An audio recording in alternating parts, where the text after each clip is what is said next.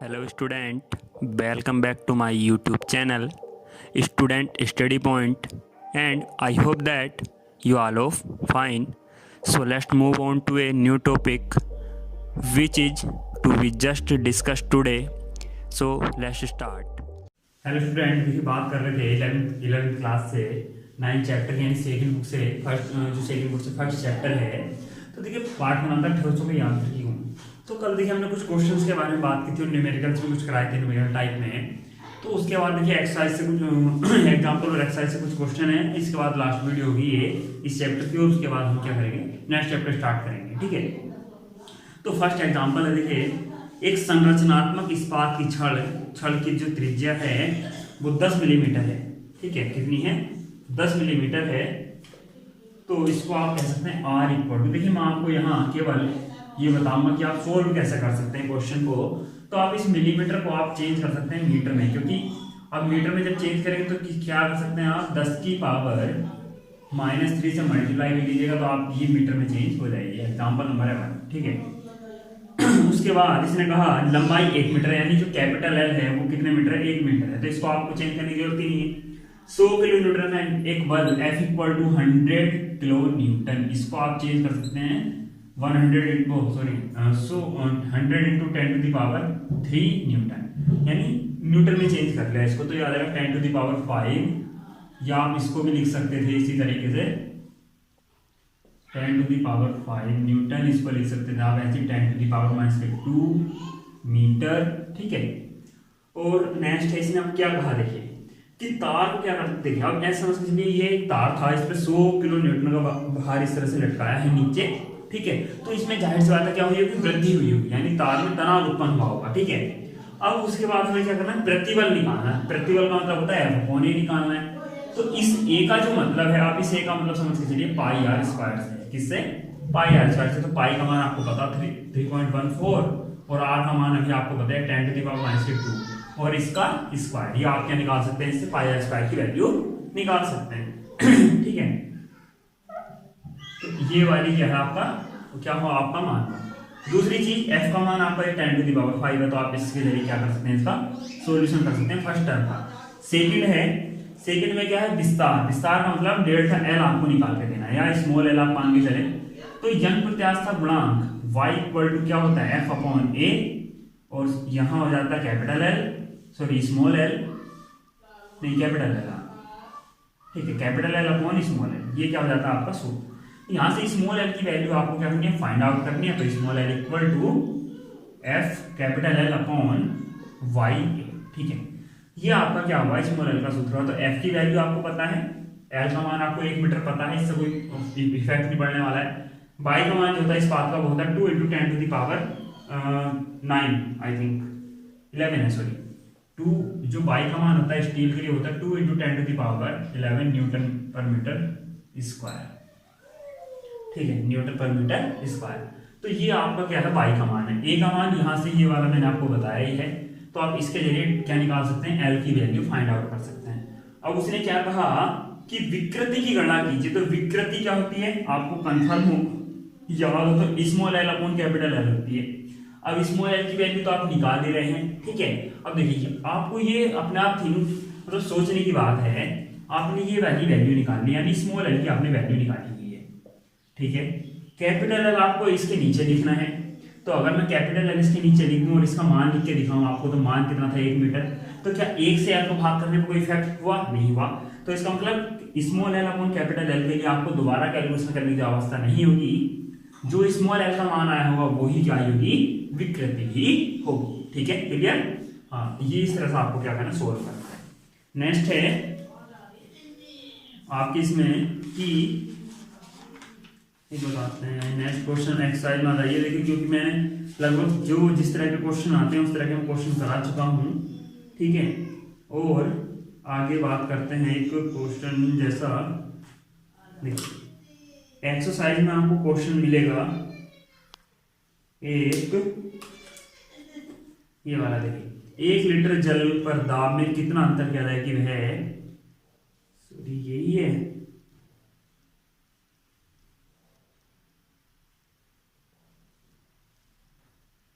हाँ यही है। देखिए इससे अलग वैसे एक क्वेश्चन और भी है, मुझे थोड़ा क्वेश्चन कंफर्म ध्यान नहीं आ रहा। चलिए इसी को करते हैं, ठीक है।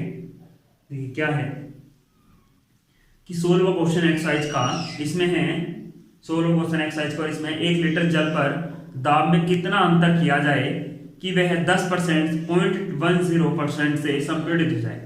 तो इसका आप संपीड़न समझ रहे हैं। संपीड़न का मतलब होता है जो 0.10% ये दे रखा है। वॉल्यूम इसने क्या कहा कि 1 लीटर जल, तो 1 लीटर जल का मतलब इसका आयतन है। अब लीटर को आप अगर मीटर की क्यूब में चेंज करते हैं तो देखिए मैं आपको बताऊं, आपको अगर याद हो तो अच्छी बात है, वरना मैं बता देता हूं, ठीक है।